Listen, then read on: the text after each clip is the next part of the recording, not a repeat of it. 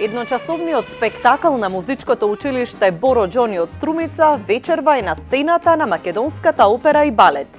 Целиот училишен колектив и околу 200 учесници ќе ја изведат уште еднаш џунглата. Традиционалниот 9-ти концерт под маски што се одржува секоја година за време на карневалските свечености во Струмица. Директорката на музичкото училиште Клара Вета Патарова вели дека соработката со Македонската опера и балет дошла по силните позитивни реакции во јавноста. Од кога заврши концертот, реакциите беа неочекувани за нас, не само од струмичката публика, благодарение на медиумите. Добивавме пофалби од наши колеги од Скопје, од Куманово. Пред половина сат моја почитувана професорка од Скопје, професор по клавир, која е веќе во пензија,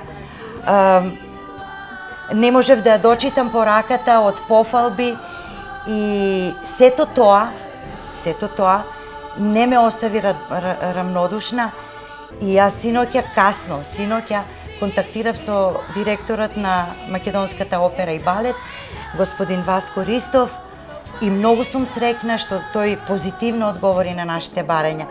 А тој беше информиран, тој веќе знаеше за концертот, имал слушнато и тој беше среќен што еве ние ќе бидеме нивни гости. Традиционалните концерти под маски на музичкото училиште се подготвуваат со месеци и секогаш се тематски.